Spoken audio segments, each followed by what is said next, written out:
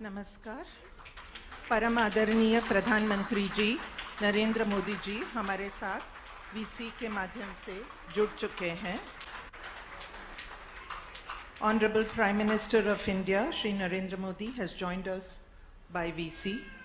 प्रधानमंत्री जी का जन औषधि परिवार एवं भारत सरकार के औषध विभाग की तरफ से विनम्र स्वागत करते हैं। इस चतुर्थ जन औषधि दिवस के मंगल अवसर पर सर्वप्रथम स्वागत संबोधन के लिए मैं स्वास्थ्य एवं परिवार कल्याण तथा रसायन एवं उर्वरक मंत्रालयों के माननीय केंद्रीय मंत्री डॉक्टर मनसुख मांडविया जी को आमंत्रित करती हूँ। सर।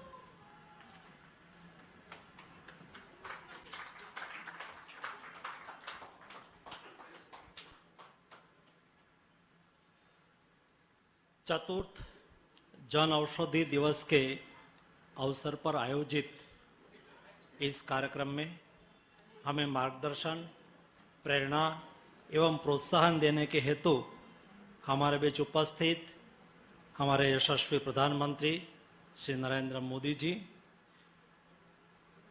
देश के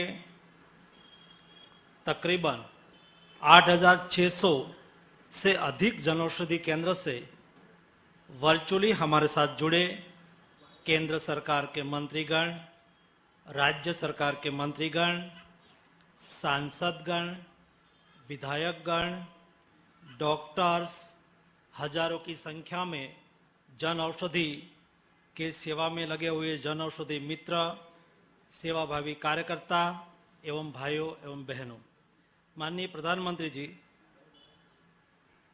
1 मार्च से 7 मार्च तक जन औषधि सप्ताह मनाया जा रहा है। इस सप्ताह के दौरान अलग अलग हिस्से में कई कार्यक्रमों का आयोजन किया गया है।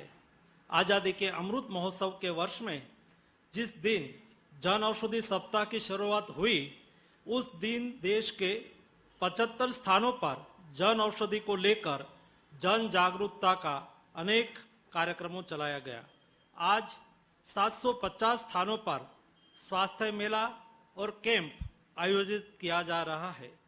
ये 7 दिन के दरमियान जन औषधि संकल्प यात्रा निकली, मातृ शक्ति सम्मान किया गया, जन औषधि बाल मित्र के माध्यम से स्कूल में जाके बच्चों को जन औषधि के बारे में बताया गया, जन औषधि मित्रों की संख्या बढ़ाई गई, तकरीबन 1.5 लाख से अधिक नए जन औषधि मित्र बने।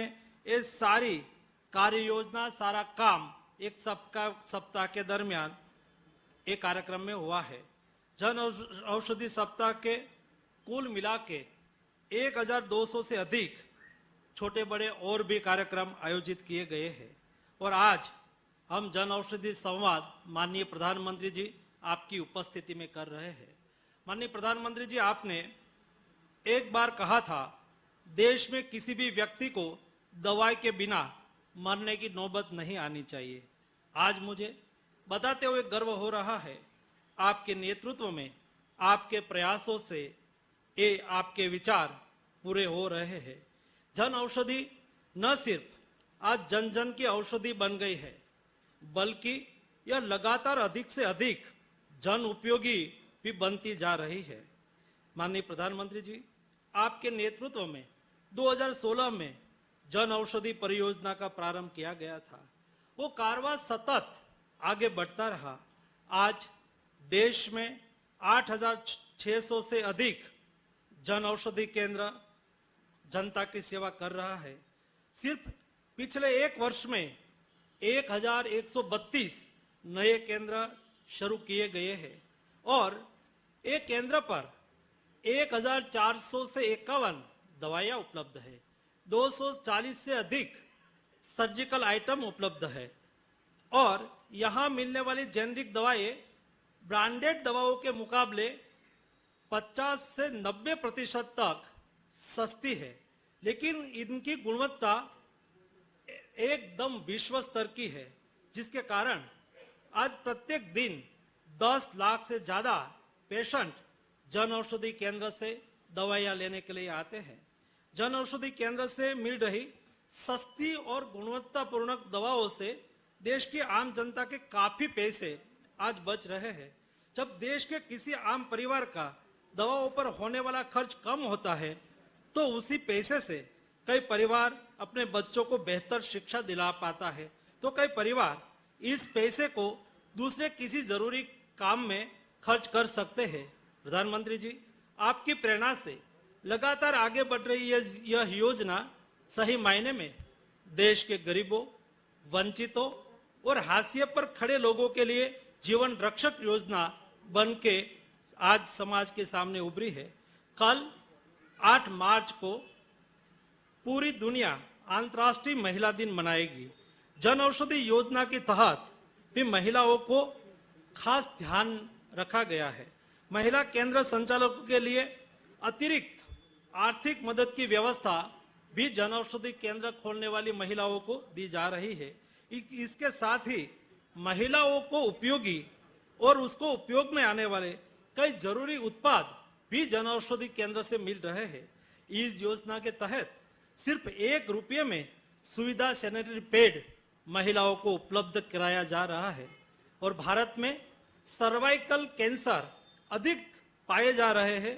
ऐसी स्थिति में सुविधा सैनिटरी पैड की कीमत सिर्फ 1 रुपये होने के कारण महिला सैनिटरी पैड का आसानी से इस्तेमाल कर पा रही है और वर्ष 2015-16 में केवल देश में 58% यानी कि 98% महिलाएं सैनिटरी पैड का इस्तेमाल करती थी, लेकिन सुविधा सैनिटरी पैड के माध्यम से 1 रुपये में सस्ते दर पर और हर जनऔषधि केंद्र पर, ब्लॉक लेवल के जनऔषधि केंद्र पर भी 1 रुपये में सैनिटरी पैड मिलने से उसका व्याप भी बढ़ा है और आज सुविधा पैड की वजह से 78%, 78% महिलाएं मेंस्ट्रुअल के दौरान पर हाइजेनिक पैड का इस्तेमाल कर पा रही है।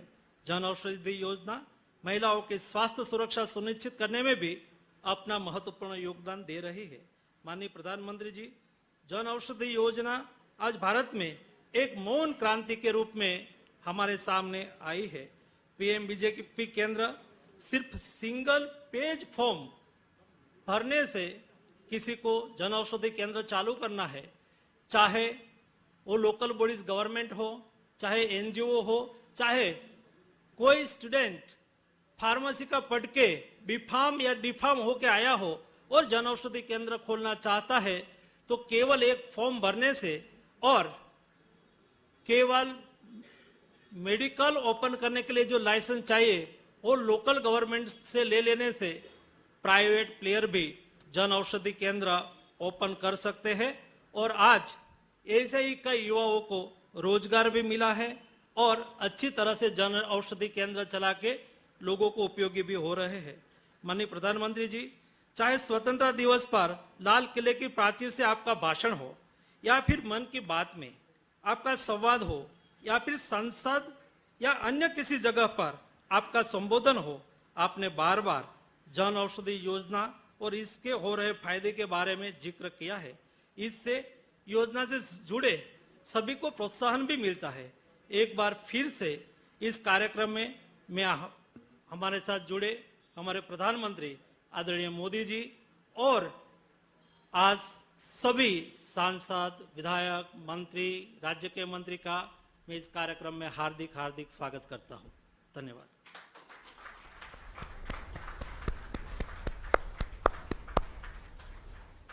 Thank you honourable minister. आदरणीय प्रधानमंत्री जी ने सदैव भारतीय जन औषधि परियोजना की सफलता एवं लोकप्रियता के लिए लोगों की जेनेरिक दवाओं के प्रति जागृति को महत्व दिया है। इस वर्ष जन औषधि सप्ताह के अंतर्गत व्यापक जन भागीदारी के साथ संपन्न हुए जन जागृति कार्यक्रमों की एक झलक आप सबके समक्ष अब प्रस्तुत करते हैं। गरीब को सस्ती दवाई मिले, गरीब को दवाई के बिना मरने की नौबत न आए, इसलिए पूरे देश में जन औषधि भंडारों का अभियान चलाया है। इस अवधारणा को मूल मंत्र बनाकर आज पर्वतीय क्षेत्रों के आंतरिक भागों से लेकर मेट्रो सिटी तक 8,600 से अधिक जन औषधि केंद्र कार्यरत हैं। इन केंद्रों पर 1,451 प्रकार की दवाइयां एवं सुविधा पैड, सिरिंज जैसे 240 प्रकार के सर्जिकल उपकरण बाजार की तुलना में 50 से 90% तक की कम कीमत पर उपलब्ध हैं। प्रत्येक दिन तकरीबन 10 लाख मरीजों को सस्ती दवाइयां उपलब्ध कराते हुए जन औषधि केंद्र पिछले 7 वर्षों में जरूरतमंद लोगों को 13,000 करोड़ रुपए तक की बचत करा पाए हैं। कम दाम में मिल रही दवाइयां गुणवत्ता में सबसे आगे हैं, क्योंकि ये दवाइयां सिर्फ WHO GMP सर्टिफाइड निर्माताओं से ही खरीदी जाती हैं और साथ ही NABL लैब से जांच करने के बाद ही इसे भारतीय जन औषधि केंद्र तक पहुंचाया जाता है। जन औषधि केंद्र के संचालकों को 5 लाख रुपए तक की सहायता और महिला उद्यमी, दिव्यांग और अनुसूचित जाति एवं जनजाति, उत्तर पूर्वी राज्य या पर्वतीय क्षेत्रों के आवेदकों को अतिरिक्त 2 लाख रुपए तक की वित्तीय सहायता प्रदान की जाती है। प्रधानमंत्री भारतीय जन औषधि केंद्र मरीजों के सच्चे मित्र बनकर उभरे हैं। सस्ती दवाइयां हर एक नागरिक को निरोगी बनाएंगी और 8,600 से अधिक भारतीय जन औषधि केंद्र बनाएंगे स्वस्थ भारत, आत्मनिर्भर भारत। प्रधानमंत्री भारतीय जन औषधि परियोजना मना रहा है अपना चतुर्थ जन औषधि दिवस। इस उपलक्ष्य में 1 मार्च से जन औषधि संकल्प यात्रा के साथ समारोह की शुरुआत हुई। नई दिल्ली के दिल्ली हाट में जन औषधि स्टॉल का शुभारंभ हुआ तो भारत के अलग अलग शहरों में सेल्फी बूथ भी बनाए गए। 2 मार्च को माननीय रसायन और उर्वरक राज्य मंत्री ने जन औषधि परियोजना के संदेशों से सुसज्जित जन औषधि रथ एवं अन्य प्रचार वाहनों के एक बड़े जत्थे को रवाना किया, तो दूसरी ओर जन औषधि केंद्रों पर किया गया मातृशक्ति का सम्मान। 3 मार्च को जहां जन औषधि केंद्रों पर बाल मित्र बनाए गए और माय-गॉव पर चल रहे क्विज प्रतियोगिता के विजेताओं को पुरस्कृत किया गया। फिर हुई एक शानदार शाम। जलती हुई कंदीलें आसमान में उड़ उड़ के जन औषधि की वैभव गाथा गाने लगी। 4 मार्च की सुबह हुई जन औषधि विरासत के साथ हेल्थ हेरिटेज वॉक से दिल्ली में, जिसका नेतृत्व किया माननीय स्वास्थ्य मंत्री डॉक्टर मनसुख मांडविया जी ने, तो श्री भगवंत खूबा जी ने अजमेर से मरुसागर एक्सप्रेस को रवाना किया, जो जन औषधि ट्रेन बनकर छुक छुक करने लगी। कॉलेजेस एवं यूनिवर्सिटी में सेमिनार हुए और हजारों लोगों ने जेनेरिक मेडिसिन लेने की शपथ भी ली। 5 मार्च को हजारों युवा जन औषधि मित्र बने। 6 मार्च को देश भर में जन औषधि जन आरोग्य मेले का आयोजन किया गया, तो वहीं दिल्ली का प्रसिद्ध कुतुब मीनार भी जन औषधि के रंगों से सराबोर हो गया। आज पुरी में प्रधानमंत्री भारतीय जन औषधि परियोजना के समर्थन में सैंड आर्ट बनाया गया। माननीय प्रधानमंत्री श्री नरेंद्र मोदी जी जन औषधि केंद्र संचालकों एवं लाभार्थियों से सीधा संवाद करेंगे एवं हमारा मार्गदर्शन करेंगे। भारतीय जन औषधि परियोजना की उपलब्धि में देश के हर कोने में कार्यरत केंद्र संचालक एवं जन औषधि मित्रों का योगदान सम्मिलित है। आदरणीय प्रधानमंत्री जी के अनुमति से वर्ष 2022 में सम्मानित किए गए कार्यकर्ताओं का विवरण प्रस्तुत है। इस वित्तीय वर्ष में सर्वाधिक बिक्री के साथ उत्तम केंद्र संचालन के लिए जन औषधि सर्वश्रेष्ठ का सम्मान जम्मू के श्री सुधन्य गुप्ता जी, मुजफ्फरपुर बिहार के श्री पंकज कुमार झा जी और शिवमोगा कर्नाटक के श्री सैयद आसिफ को दिया गया है।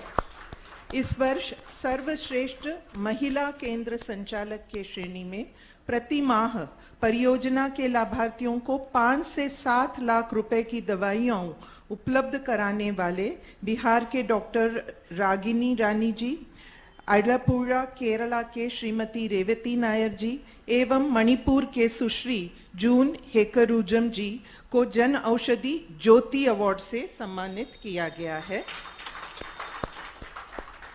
माननीय प्रधानमंत्री जी के प्रेरणा से जन औषधि अभियान को निस्वार्थ सेवा भाव के साथ आगे बढ़ाने वाले हजारों जन औषधि मित्रों में से इस वर्ष अहमदाबाद गुजरात के श्री राकेश भाई ब्रह्मभट्ट, जोरहट असम के श्री प्रांजल भूया एवं बेगूसराय बिहार के श्री रामाशीष यादव को सम्मानित किया गया है। सभी सम्मानित व्यक्तियों के प्रति आदरणीय प्रधानमंत्री जी के शुभाशीष की हम कामना रखते हैं। आदरणीय प्रधानमंत्री जी की इच्छा अनुसार देश के विविध प्रांतों में जन औषधि परिवारजनों से सीधा संवाद का आज हमें सौभाग्यपूर्ण अवसर प्राप्त हुआ है, जो परियोजना के लिए गर्व की बात है। सर्वप्रथम माननीय प्रधानमंत्री जी, आपके अनुमति से हम पटना स्थित जन औषधि लाभार्थी के साथ आपका सीधा संवाद प्रारंभ करने का विनम्र अनुरोध करते हैं। नमस्ते जी। आदरणीय प्रधानमंत्री को मेरा सादर प्रणाम। मैं पटना आनंदपुरी से हूँ और पिछले 8 महीने से जन औषधि की दवा ले रही हूँ। साथ ही साथ इतनी कम पैसे में मुझे जो दवाई प्राप्त हो रही है वो मैंने दूसरे परिवारों को भी बताया, वो लोग उससे भी लाभान्वित हुए। मैंने बोला कि मैंने जैसे आपको बताया आपको लाभ प्राप्त हो रहा है, वैसे भी आप और आदमी को बताएं जिस तरह से आपको पैसे की लाभ प्राप्ति हुई है और दूसरे को भी वैसे ही लाभ मिले। और हमारे प्रधानमंत्री जी का ये जो जन औषधि परियोजना है वो दिन दुनी रात चौगुनी बढ़ती रहे। हिल्दा जी, जरा ये बताइए कि आपको ये सबसे पहले जन औषधि केंद्र के बारे में कहां से जानकारी मिली? हमारे एक फैमिली फ्रेंड है डॉक्टर, तो मेरे बीपी और शुगर की दवा महीने की 1500 से 1600 रुपए की आती थी। तो उन्होंने कहा कि जन औषधि से आप लेंगे तो 200-250 रुपये में मिल जाएगी। मुझे तो विश्वास नहीं हो रहा था। मैंने जब आनंदपुरी के जन औषधि केंद्र से दवा लिया तो मुझे 250 में कैल्शियम के साथ बीपी और शुगर के महीने भर की दवा मिली। मुझे तो खुशी का ठिकाना नहीं रहा। मैंने तो आपको बहुत बहुत दिल से धन्यवाद दिया और जो इससे लाभ उठा रहे हैं वो मुझे धन्यवाद दिया। तो मैंने कहा कि धन्यवाद की हकदार मैं नहीं, हमारे प्रधानमंत्री जी हैं, उनको धन्यवाद दीजिए। उनका ये योजना सफल हो रहा है। बस। हिल्दा जी, एक मोटा मोटा अगर अनुमान लगाना है कि जन औषधि के पहले भी आपको दवाइयां लेनी पड़ती थी, तब भी जरूरत थी, अब जन औषधि से लेते हैं दवाइयां, तो क्वालिटी में कोई फर्क नहीं होता होगा। आपको संतोष है दवाइयों से? बहुत संतोष है। मुझे लोगों ने कहा कि दवा सरकारी है, सस्ती है, कारगर नहीं होगी, तो मैंने कहा कि मैं 8 महीने से दवा ले रही हूँ, मुझे कोई प्रॉब्लम नहीं है, मेरा शुगर बीपी लेवल सब सही है। तो आप लीजिए, देखिए, विश्वास उसमें कीजिए, क्योंकि हमारे प्रधानमंत्री जी का जो ये परियोजना है कि सभी लोगों तक इसका लाभ पहुंचे, यही हम लोग की कामना है। औसत कितने रुपये बच जाते हैं आपका परिवार जो पहले दवाइयां लेता था और अब जन औषधि से लेता है, तो महीने का कितना रुपया बचता होगा? पहले मुझे 1500 से 1600 रुपया लगते थे, अभी मुझे 250 से 300 रुपया लगते हैं। तो बाकी जो बचे पैसे हैं उसको मैं सोशल सर्विस कॉज पे लगाती हूँ। हिल्दा जी, एक तो बड़ा आपने दवा नहीं खरीद पाते थे, जो दवा नहीं खरीद पाते थे गरीब लोग, उनको मैं बताई कि तुम जाके दवा ले सकते हो और तुम्हारे रीच में है, तुम अफोर्ड कर सकते हो अपने जो कम इनकम में। तो वो आके मुझे धन्यवाद देते। मुझे धन्यवाद देने की जरूरत नहीं है, हमारे माननीय प्रधानमंत्री जी को धन्यवाद दे कि वो और उनका जो ये परियोजना है आगे और बढ़ता रहे। नहीं, आपने कहा 1200-1500 रुपया हर महीना बच जा रहा है और वो आप समाज सेवा के लिए खर्च कर रही हो, ये सुनकर के तो मुझे पक्का विश्वास है कि जो हमारे मध्यम वर्गीय परिवार है और निम्न मध्यम वर्गीय परिवार है, उनको जरूर आपके इस योजना से, आपका जो इनिशिएटिव है, बहुत बड़ी प्रेरणा मिलेगी। और मुझे पक्का विश्वास है कि जो लोग जन औषधि केंद्र में जाते होंगे उनको अब लगता होगा कि पहले सरकारों ने ऐसा क्यों शुरू नहीं किया, अब ये शुरू हो गया तो अच्छी दवाइयाँ मिल रही है, सस्ती दवाइयाँ मिल रही है, ऐसा एक विश्वास पैदा हुआ है। बहुत पैदा हुआ है। और मैं उन लोगों के माध्यम से आपको धन्यवाद देना चाहती हूँ। उन लोग इतने आशीर्वाद आपको दिए हैं और बोले हमारे जो प्रधानमंत्री जी हैं ऐसा ही वो कार्य करते रहे हम लोग के लिए, निम्न वर्गीय परिवार के लिए। तो हम बोले कि ये तो संभव है, ये तो एक दवा मात्र है और जो आप नहीं खरीद पाते थे, सोचते नहीं थे कि महंगी दवा है कैसे होगी, तो जरूरी नहीं है कि महंगी दवा अच्छी है और सस्ती दवा खराब होती है। मैं 8 महीने से मैं बोली सभी को कि एग्जाम्पल ले लो, मैं 8 महीने से यूज कर रही हूँ और मेरा ब्लड शुगर सभी सही। तो मैं फिर से आपको धन्यवाद देना चाहती हूँ। देखिए हिल्दा जी, आप जैसे पढ़े लिखे परिवार से लोग जब ये दवाई की ताकत के विषय में लोगों को बताते हैं तो लोगों का विश्वास बहुत बढ़ता है और मध्यम वर्ग के लोग इसको ज्यादा से ज्यादा विश्वास पैदा करने का काम कर सकते हैं, क्योंकि मध्यम वर्ग का परिवार में कुछ न कुछ पढ़े लिखे लोग होते हैं, वो जब बताते हैं तो सब लोग विश्वास करते हैं। और हमारी सरकार को एहसास है कि देश के गरीब और मध्यम वर्ग के खर्च का एक बड़ा हिस्सा अगर परिवार में एक बीमारी आ गई तो परिवार के सारे सपने ठहर जाते हैं, कभी कभी तो सपने चूर चूर हो जाते हैं। लेकिन अगर दवाइयाँ सस्ती हैं, और हम जानते हैं कि कितना ही बड़ा डॉक्टर को देने वाला पैसा, ऑपरेशन का खर्चा, उससे ज्यादा दवाइयों का खर्चा होता है।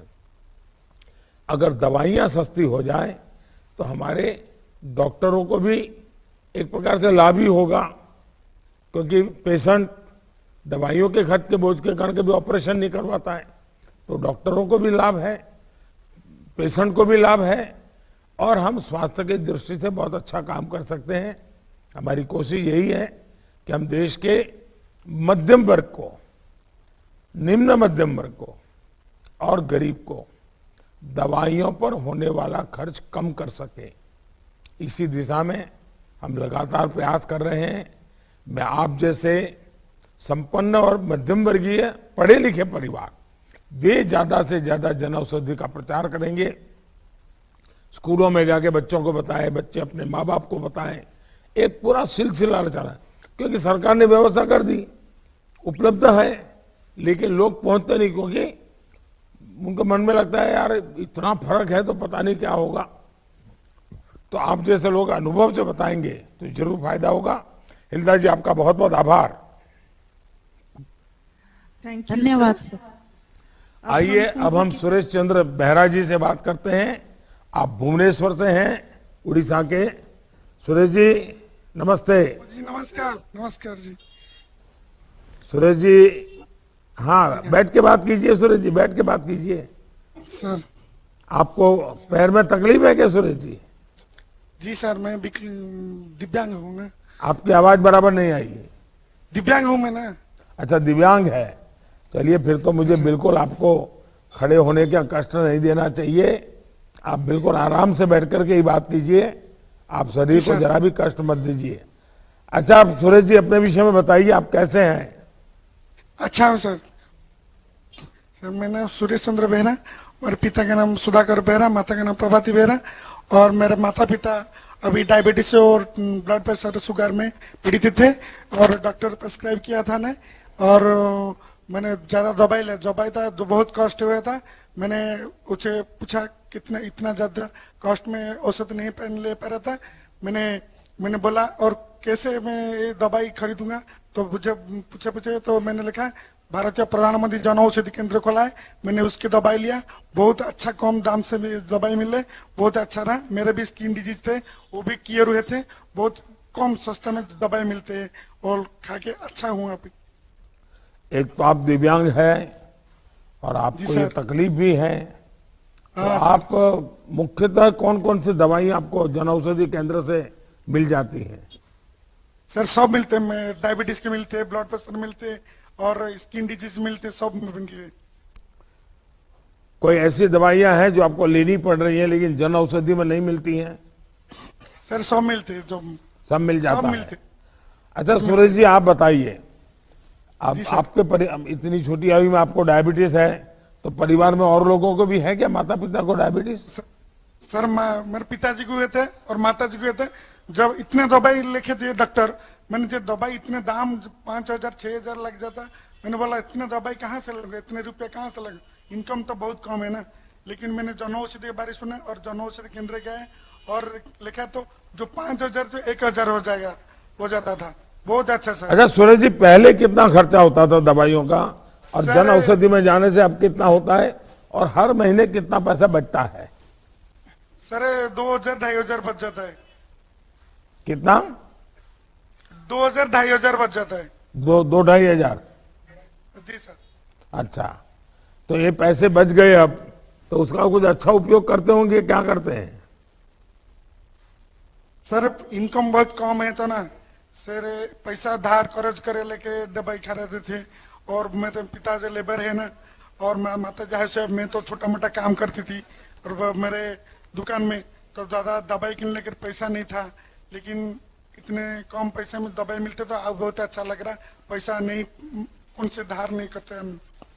चलिए सुरेश जी आपको और आपके माता पिता को भगवान जगन्नाथ बहुत जल्दी स्वस्थ रखे।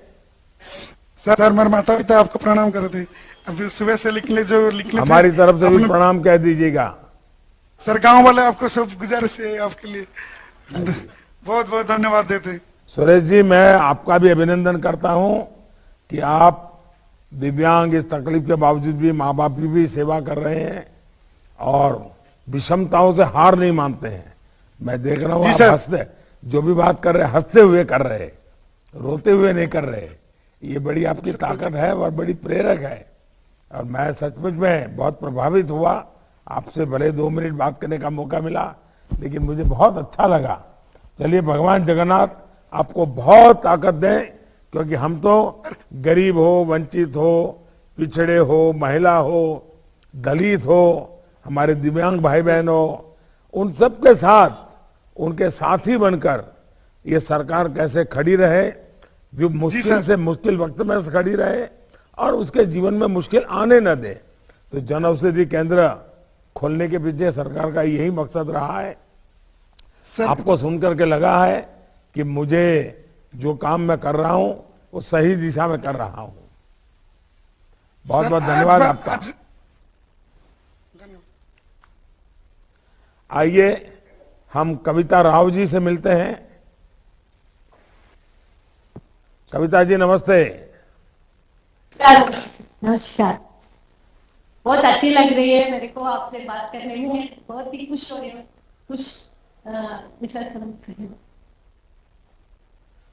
कविता जी अपने विषय में पहले बताइए जरा। मैं साधारण हाउसवाइफ हूँ, घर में 5 लोग रहते हैं।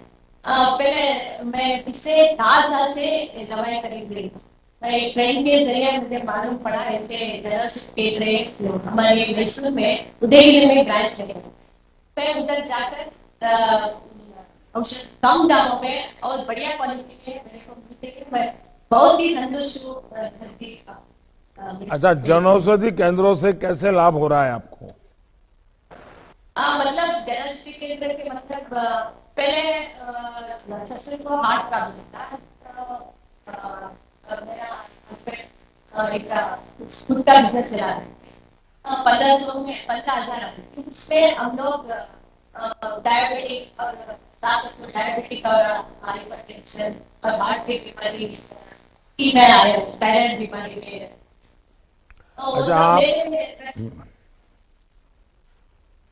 अब जन औषधि केंद्र में मेरे को 400-500 तक की औषधि मोस्ट बेनिफिशियल आपकी नाम से। अच्छा आप अपने क्षेत्र के बाकी लोगों को जन औषधि केंद्रों के बारे में जानकारी देती हैं, इसका प्रचार करती हैं आप? बहुत दे चुकी हूँ। मेरे नेबर्स फ्रेंड्स सभी को मैं यही बात करती हूँ। हमारे मैसूर में जनौषधि की दूसरी नाम है मोदी मेडिकल्स। मोदी मेडिकल्स की बरोबर देखिए कविता जी, आप कर्नाटका से हैं और कर्नाटका में तो आईटी, डिजिटल दुनिया एक बहुत बड़ी ताकत है। आप इनिशिएटिव लेकर के, नौजवानों की मदद लेकर के सोशल मीडिया पर जन औषधि का सबसे ज्यादा प्रचार कर सकते हैं क्या? कन्नड़ भाषा में, हिंदी भाषा में, अंग्रेजी भाषा में लोग अपने अनुभव शेयर करें, छोटे छोटे वीडियो लगाएं। अगर आप जैसे पढ़े लिखे लोग, मध्यम वर्ग के लोग सोशल मीडिया के द्वारा जन औषधि का प्रचार करेंगे तो ज्यादातर सोशल मीडिया पर हमारी जो यंग जनरेशन है, उसमें इंस्टाग्राम हो सकता है, ट्विटर हो सकता है, फेसबुक हो सकता है, तो उनमें अगर ये बात फैल जाएगी तो हमारे जन औषधि केंद्रों से हमारे मध्यम वर्ग के परिवार के बहुत पैसों की बचत होगी। और एक बार पैसा बचा मतलब जिंदगी में वो बहुत काम आता है। तो कविता जी, मैं हर किसी की चिंता करता हूँ, गरीब की भी करता हूँ, मध्यम वर्ग की भी करता हूँ, और आप जैसे लोग आके आकर के इस काम को आगे बढ़ा रहे हैं। मैं आपको बहुत शुभकामनाएं देता हूँ और परमात्मा से प्रार्थना करता हूँ कि आप बीमारी से भी मुक्त रहें, बहुत लोगों की सेवा करें। बहुत बहुत धन्यवाद। आइए अब हम गुजरात चलते हैं उर्वशी जी के पास। उर्वशी जी केम छो? नमस्ते। नमस्ते उर्वशी, बैसी ने। हाँ उर्वशी जी बताइए, पहले अपने विषय में बताइए। सर, मेरा पूरा नाम उर्वशी नीरव पटेल है। मैं सूरत की रहवासी हूँ और पहले एनजीओ के हिसाब से थोड़े बहुत सामाजिक काम करती रहती थी और बाद में मैं भारतीय जनता पार्टी की कार्यकर्ता भी हूँ और लास्ट चुनाव में कॉरपोरेटर बनी हुई हूँ। सबसे पहले जब 2017 में मैंने पस्ती दान से पेट दान के कॉन्सेप्ट पे एक कार्यक्रम शुरू किया था। उसके अंदर मेरी भावना ऐसी थी कि दान करना था दीकरियों के लिए कि जो स्लम एरिया की है, स्कूल में पढ़ती है, तो उसके लिए डोनेशन तो कहीं जगह पे आ सकता था कि पैसा इकट्ठा करके करना था, पर एक महिलाओं और स्वाभिमान की बात थी और ऐसा सोचा कि कहीं और से पैसा इकट्ठा करे, इससे अच्छा हर गृहिणी को, हर महिला को, हर दीकरी के साथ भावना से कनेक्ट किया जाए। और फिर ये स्लोगन माइंड में आया, पस्ती दान से पेट दान। तो उस समय हमारी, मैं जो कॉलोनी में रहती थी, राजंस कैंपस करे सूरत में, तो वहाँ सर 8 बिल्डिंग है और कुल मिला के 418 फ्लैट है। तो वहाँ पे मेरा फ्रेंड सर्कल है, उनके साथ बातचीत किया कि हमको यहाँ से सब जगह से, हर घर से जो पस्ती या फिर प्लास्टिक वेस्ट, जैसे शैम्पू की बोतल है, तेल के डिब्बे है, वो सब इकट्ठा करके फिर ऐसा एक करना है। तो उन सब ने मुझे बहुत सपोर्ट किया, अकेले से पॉसिबल नहीं था। तो हमने 8 बिल्डिंग में 2-2 महिलाओं की एक बना दी कमेटी कि 2 महिलाएं 1 से 5 तारीख तक हम सारा इकट्ठा करते थे, फिर एक पस्ती वाले को बुला के और ये सामान बेच देते थे और उस हिसाब से जो फंड इकट्ठा होता था तो एक काम शुरू किया। 2017 में सर सबसे पहले जब पस्ती दान से पेट दान के कॉन्सेप्ट के अंदर मैंने सैनिटरी पैड खरीदना शुरू किया तो वो प्राइवेट कंपनी से लेते थे। तो वो सर, वो सैनिटरी पैड की कीमत 35 से 40 रुपीस पर पैकेट पड़ती थी।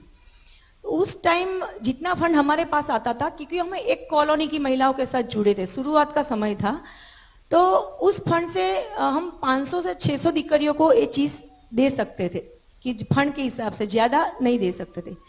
फिर सर एक नई सोच थी, नया रास्ता था और कुदरत भी कुछ अच्छा करती है।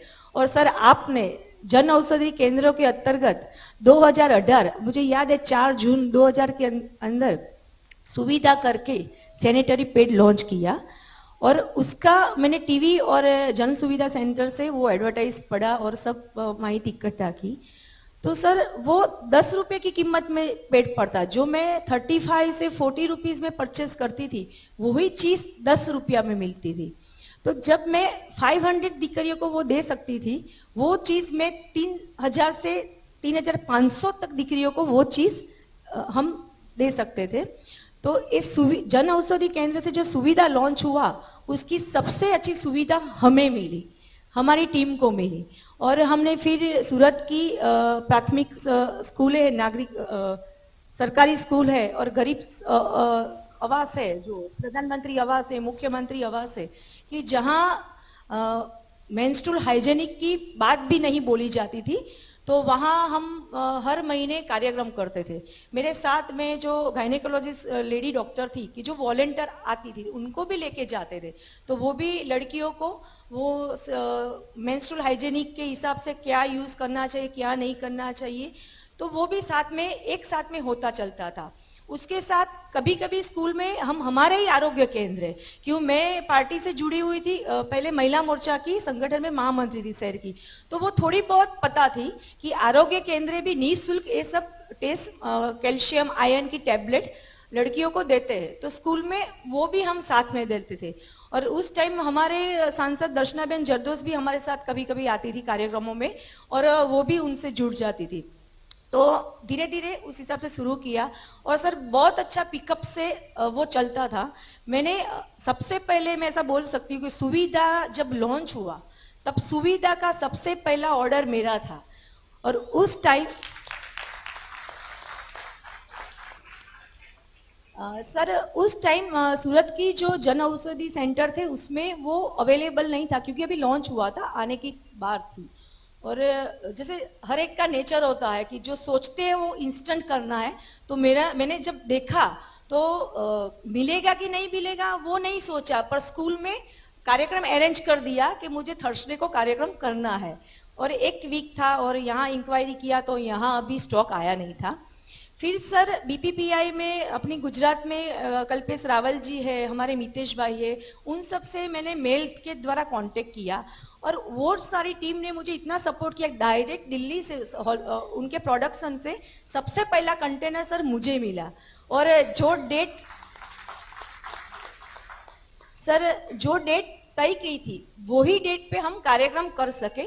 मतलब मेरा ट्रस्ट है परस्पर मानवता की महक, ट्रस्ट के साथ सिस्टम ने भी हमें बहुत मदद की है कि चाहे स्कूल में कार्यक्रम करने हैं या आरोग्य केंद्र में करना है, तो सब लोगों ने मिलके इसको बहुत सक्सेसफुली आगे बढ़ाया।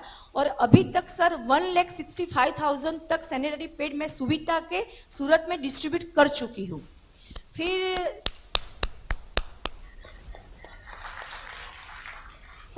सडनली जो कुदरती कहर थी, जो कोरोना आया, उस हिसाब से एक साल सवा साल से काम बंद था।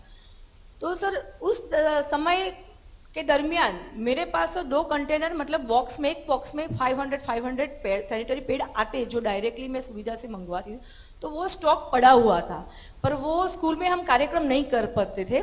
तो काफी सर हमारे जहाँ पे जो सर्वेंट आती थी, उनके द्वारा मैंने उनकी कॉलोनी में थोड़े बहुत तो ऐसे ही भिजवा दिए कि आप ले जाना।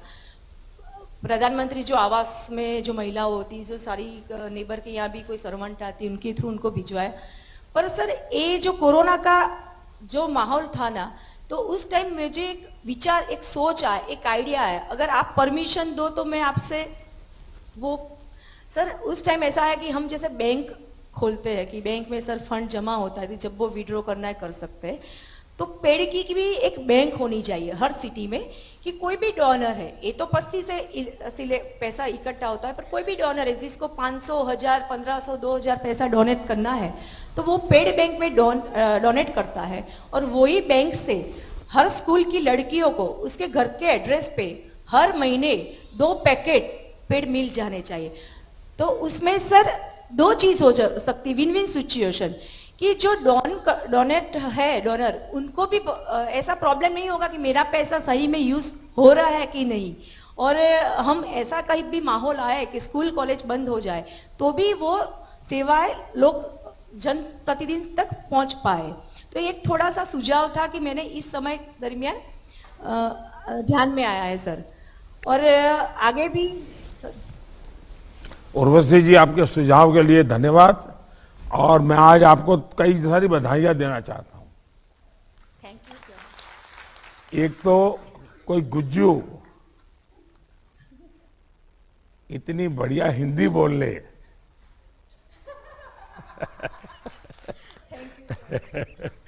तो एक तो इसके लिए बधाई।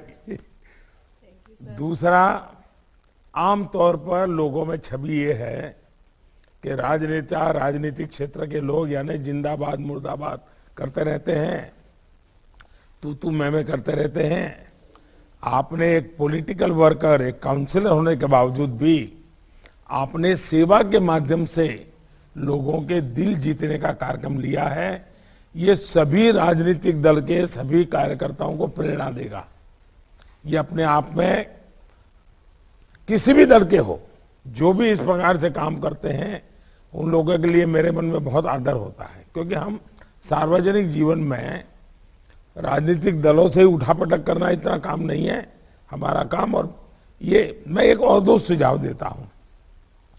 जो प्रधानमंत्री आवास योजना के जो लाभार्थी हैं, उनकी सूची लेकर के उनके हर घर में ये हाइजीन के संबंध में कैंप लगा करके, वस्तुएं पहुंचा करके आप मिशन रूप में कर सकते हैं क्या, टारगेटेड ऑडियंस। दूसरा, जो प्रधानमंत्री गरीब कल्याण योजना के तहत इस कोरोना में जिन परिवारों को मुफ्त राशन मिल रहा है, उन परिवारों में जाकर के भी इस विषय को लेकर जाकर के उन परिवार को, क्योंकि स्कूल कॉलेज में जो बच्चियां हैं वो ज्यादातर इस बात को अब पकड़ लिया होगा, लेकिन ये लोग, और आपके यहाँ तो आंध्र से बहुत परिवार रहते हैं, उड़िया के बहुत परिवार रहते हैं, बिहार के बहुत परिवार रहते हैं, उत्तर प्रदेश के बहुत परिवार रहते हैं, और मैंने तो वहाँ इनकी गरीबी देखी है। तो हम उन लोगों के बीच जाकर के अगर इस काम को कर सकते हैं, मैं समझता हूँ कि आपका ये जो अभियान है वो एक बहुत नए डायमेंशन पहुंच जाएगा। लेकिन मुझे बहुत अच्छा लगा आपने इतना व्यापक भाव। सबसे बड़ी बात है कि आप एक जागरूक नागरिक भी हैं। योजना को आपने सबसे पहले पकड़ा और सबसे पहले आपने इनिशिएटिव लिया। वरना बहुत लोग तो इंतजार करते भी, आया है, पता नहीं कैसा है, कब होगा, लेकिन आपने तुरंत डिसीजन लिया और आगे बढ़ाया। मैं आपको बहुत बहुत बधाई देता हूं, बहुत बहुत शुभकामनाएं आपको, धन्यवाद। आइए हम डॉक्टर शैलेश जी से बात करते हैं। शैलेश जी खंडेलवाल, आप तो रायपुर के हैं, छत्तीसगढ़ के हैं, नमस्कार। नमस्कार प्रधानमंत्री जी को मेरा हृदय से प्रणाम। माननीय प्रधानमंत्री जी, मेरा नाम डॉक्टर शैलेश खंडेलवाल है, रायपुर से मैं मेडिकल ग्रेजुएट हूं। मेरी जन औषधि की यात्रा 2017 में एक पेपर एड से और आपकी स्पीच से चालू हुई। मेरे हृदय में प्रेरणा हुई कि जेनरिक मेडिसिन का काम किया जाए। स्थानीय विधायक महोदय ने और मेरे मित्रों ने सहयोग किया और एक जन औषधि केंद्र मेरे परिसर में खोला गया। आपको बताना चाहूंगा कि उस दौरान मुझे 1.5 साल बहुत दिक्कतें हुई। डॉक्टर भी मैं, लिखने वाला भी मैं, मेडिसिन देने वाला भी मैं। लोगों को लगा कि जो दवाइयां diabetes, blood pressure, thyroid, anaemia की दवाइयां दूसरे क्षेत्र में 10 से 12 हजार की मिलती है, वो यहाँ पे 80 से 20% कम हो जाती है, 90% कम हो जाती है। आखिर ऐसा क्यों? गुणवत्ता में कोई कमी तो नहीं? हमने उन्हें समझाना चालू किया और लगातार आप 7 मार्च को 4 बार मेरे केंद्र में जब भाषण देते रहे तो उस आपदा या विपदा मेरे लिए कह सकते हैं, मैं निकल आया और लोग जन औषधि की तरफ आकर्षित हुए। दूसरा टर्निंग पॉइंट मेरे पास जब आया, जब मेरे क्षेत्र मुस्लिम बहुल एरिया है, कुछ बहनें मेरे पास आई मुस्लिम बहन की, उन्होंने कहा जो मोदी जी के स्टोर में, मोदी जी के दुकान में जो सुविधा सैनिटरी नैपकिन पैड है वो 1 रुपए में मिलता है। डॉक्टर साहब, आप ऐसा कुछ नहीं कर सकते क्या? ये दूरस्थ अंचल से महिलाएं आती हैं, वहां तक पहुंच जाए। हम कभी आने में हिचकते भी हैं आपके स्टोर में। तब हमारे ये मन में आया, उन महिलाओं ने कहा कि हम भागीदारी करेंगे। तभी हमारे दिल में एक बात की कल्पना हुई, क्यों ना हम इनको सुविधा दीदी बोले। हमने महिलाओं को प्रेरित किया कि हमसे रजिस्टर्ड करें और अब सुविधा दीदी बन जाए। 100 घर 1 घंटा काम। मैं आपको बताते हुए फक्र और खुशी महसूस करता हूं कि आज 100 सुविधा दीदी हमारे अंडर काम कर रही हैं। सुविधा सैनिटरी नैपकिन पैड को घर घर ले जाती हैं। एड ऑन प्रक्रिया हुई कि उन्होंने, जब हमने 100 घर की उनको लिस्टिंग दी कि उसमें भरे कि कोई ब्लड प्रेशर और डायबिटीज का पेशेंट तो नहीं है, तो वो ड्रग डिलीवरी एजेंट के रूप में भी सेवा और आपके रोजगार के कॉन्सेप्ट को करने लगी। अंत में एक बात शेयर करूंगा। आज मैं बताना चाहूंगा, जब शुरू में जन औषधि केंद्र खुला था तो चिकित्सक मित्र तो बोलते तो नहीं थे, पर देखते थे जेनरिक वाला डॉक्टर है। पिताजी भी मेरे वृद्ध है, वो बोलते थे यार जेनरिक का काम करते हो, पर अच्छा है। पर आज जब मैं उनके पैर छू के निकला कि मेरे जीवन का एक अस्वर्णीय क्षण है कि मैं प्रधानमंत्री से बात करूंगा, वृद्ध पिताजी पहले डॉक्टर साहब मुझे बहुत अच्छा लगा, आपने बहुत विस्तार से अपना अनुभव बनाया, बड़ा उत्साहवर्धक अनुभव है। मैं सभी डॉक्टर्स को भी यही आग्रह करूंगा कि हमारे शैलेश खंडेलवाल जी की तरह आप भी इस काम में आगे आइए। गरीब से गरीब की, मध्यम वर्ग की, सामान्य परिवारों की बहुत सेवा होगी। बहुत बहुत धन्यवाद, आप सबसे बात करने करके मुझे बहुत अच्छा लगा। धन्यवाद। प्रधानमंत्री जी का भारतीय जन औषधि परियोजना के लाभार्थी, संचालक एवं कार्यकर्ताओं के साथ सीधा संवाद के द्वारा परियोजना में जुटे हर एक का मनोबल एवं उत्साह तो सुदृढ़ बन चुका है। अब जन उपयोगी जन औषधि परियोजना के साथ जुड़े सभी सदस्यों और देश के नागरिकों के तरफ से स्वस्थ भारत श्रेष्ठ भारत के निर्माण कार्य को आगे बढ़ाने में आपके प्रेरणादायी आशीर्वचन संबोधन के लिए परम आदरणीय प्रधानमंत्री श्री नरेंद्र मोदी जी को हम नम्र अनुरोध करते हैं। सर। नमस्कार। मुझे आज देश के अलग अलग कोने में कई लोगों से बात करने का मौका मिला, बहुत संतोष हुआ। सरकार के प्रयासों का लाभ लोगों तक पहुंचाने के लिए जो लोग इस अभियान में जुटे हैं, मैं उन सबका आभार व्यक्त करता हूं। आप में से कुछ साथियों को आज सम्मानित करने का सौभाग्य सरकार को मिला है। आप सभी को जन औषधि दिवस की भी मैं बहुत बहुत शुभकामनाएं देता हूं। जन औषधि केंद्र तन को औषधि देते हैं, मन की चिंता को कम करने वाली औषधि है, तो धन को बचाकर जन जन को राहत देने वाला का भी काम इसमें हो रहा है। दवा का पर्चा हाथ में आने के बाद लोगों के मन में जो आशंका होती थी कि पता नहीं कितना पैसा दवा खरीदने में खर्च होगा, वो चिंता कम हुई है। अगर हम इसी वित्तीय वर्ष के आंकड़ों को देखें तो जन औषधि केंद्रों के जरिए 800 करोड़ से ज्यादा की दवाइयां बिकी है। इसका मतलब ये हुआ कि केवल इसी साल जन औषधि केंद्रों के जरिए गरीब को, मध्यम वर्ग को करीब 5,000 करोड़ रुपया बचे हैं। और जैसा अभी आपने वो वीडियो में देखा, अब तक करीब 13,000 करोड़ रुपया बचा है। सब मिलाकर के 13,000 करोड़ रुपया बचा है, तो पिछली बचत से ज्यादा बचत हो रही है। यानी कोरोना के इस काल में गरीबों और मध्यम वर्ग के करीब 13,000 करोड़ रुपए जन औषधि केंद्रों से बचना, ये अपने आप में बहुत बड़ी मदद है और संतोष की बात है कि ये लाभ देश के ज्यादातर राज्यों में ज्यादातर लोगों तक पहुंच रहा है। आज देश में 8,500 से ज्यादा जन औषधि केंद्र खुले हैं। ये केंद्र अब केवल सरकारी स्टोर नहीं, बल्कि सामान्य मानवी के लिए समाधान और सुविधा के केंद्र बन रहे हैं। महिलाओं के लिए 1 रुपए में सैनिटरी नैपकिन भी इन केंद्रों पर मिल रहे हैं। 21 करोड़ से ज्यादा सैनिटरी नैपकिन की बिक्री ये दिखाती है कि जन औषधि केंद्र कितनी बड़ी संख्या में महिलाओं का जीवन आसान कर रहे हैं। साथियों, अंग्रेजी में कहावत होती है, money saved is money earn, यानी जो पैसा बचाया जाता है वो एक तरह से आपकी आय में जुड़ता है। इलाज में होने वाला खर्च जब बचता है तो गरीब हो या मध्यम वर्ग वही पैसा दूसरे कामों में खर्च कर पाता है। आयुष्मान भारत योजना के दायरे में आज 50 करोड़ से ज्यादा लोग हैं। जब ये योजना शुरू हुई 3 करोड़ से ज्यादा लोग इसका लाभ उठा चुके हैं। उन्हें अस्पतालों में मुफ्त इलाज मिला है। अगर ये योजना नहीं होती तो हमारे इन गरीब भाइयों बहनों को करीब करीब 70,000 करोड़ रुपए का खर्च करना पड़ता। जब गरीबों की सरकार होती है, जब मध्यम वर्ग के परिवारों की सरकार होती है, जब निम्न मध्यम वर्ग के परिवारों की सरकार होती है, तो समाज की भलाई के लिए इस प्रकार के काम होते हैं। हमारी सरकार ने जो पीएम नेशनल डायलिसिस प्रोग्राम शुरू किया है, उसके तहत, क्योंकि आजकल किडनी को लेकर के कई समस्याएं ध्यान में आ रही हैं, डायलिसिस की सुविधा को लेकर के ध्यान में आती हैं, जो हमने अभियान चला है, आज गरीबों ने डायलिसिस की सेवा के करोड़ों से ज्यादा सेशन मुफ्त कराए हैं। इस वजह से गरीबों के सिर्फ डायलिसिस का 550 करोड़ रुपया हमारे इन परिवारों के बचे हैं। जब गरीबों की चिंता करने वाली सरकार होती है तो ऐसे ही उनके खर्च को बचाती है। हमारी सरकार ने कैंसर, टीबी, डायबिटीज, टीबी हो या डायबिटीज हो, हृदय रोग हो, ऐसी बीमारियों के इलाज के लिए जरूरी 800 से ज्यादा दवाइयों की कीमत को भी नियंत्रित किया है। सरकार ने यह भी सुनिश्चित किया है कि स्टेंट लगाने और नी इम्प्लांट की कीमत भी नियंत्रित रहे। इन फैसलों से गरीबों के करीब करीब 13,000 करोड़ रुपए बच पाए हैं।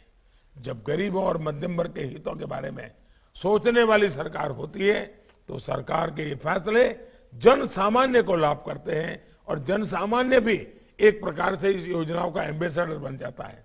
साथियों, कोरोना के समय में दुनिया के बड़े बड़े देशों में वहां के नागरिकों को एक एक वैक्सीन के हजारों रुपए देने पड़े हैं, लेकिन भारत में हमने पहले दिन से कोशिश की कि गरीबों को वैक्सीन के लिए, हिंदुस्तान के एक भी नागरिक को वैक्सीन के लिए कोई खर्चा न करना पड़े।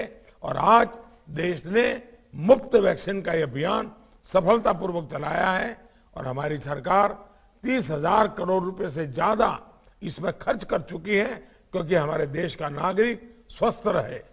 आपने देखा होगा अभी कुछ दिन पहले ही सरकार ने एक और बड़ा फैसला लिया है जिसका बड़ा लाभ गरीब और मध्यम वर्ग के बच्चों को मिलेगा।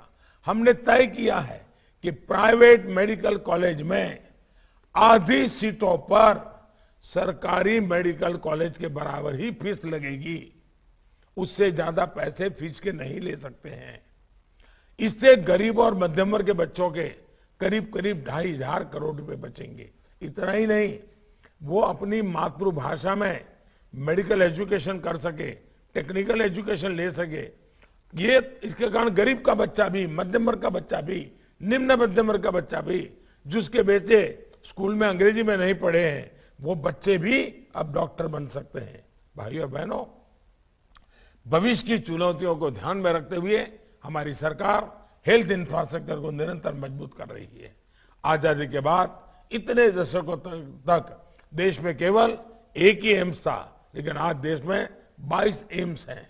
हमारा लक्ष्य देश के हर जिले में कम से कम एक मेडिकल कॉलेज का है।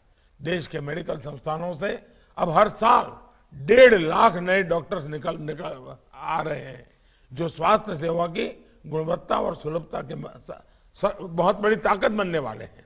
देश भर के ग्रामीण इलाकों में हजारों वेलनेस सेंटर्स भी खोले जा रहे हैं। इन प्रयासों के साथ ही कोशिश ये भी है कि हमारे नागरिकों को अस्पताल जाने की जरूरत ही न पड़े। योग का प्रसार हो, जीवन शैली में आयुष का समावेश हो, फिट इंडिया और खेलो इंडिया मूवमेंट हो। आज ये हमारे स्वस्थ भारत अभियान के प्रमुख हिस्सा है। भाइयों और बहनों, सबका साथ, सबका विकास, सबका विश्वास और सबका प्रयास के मंत्र पर आगे बढ़ रहे भारत में सबके जीवन का समान सम्मान मिले, मुझे विश्वास है हमारे जन औषधि केंद्र भी इसी संकल्प के साथ आगे भी समाज को ताकत देते रहेंगे। आप सभी को एक बार फिर से बहुत बहुत शुभकामनाएं, बहुत बहुत धन्यवाद।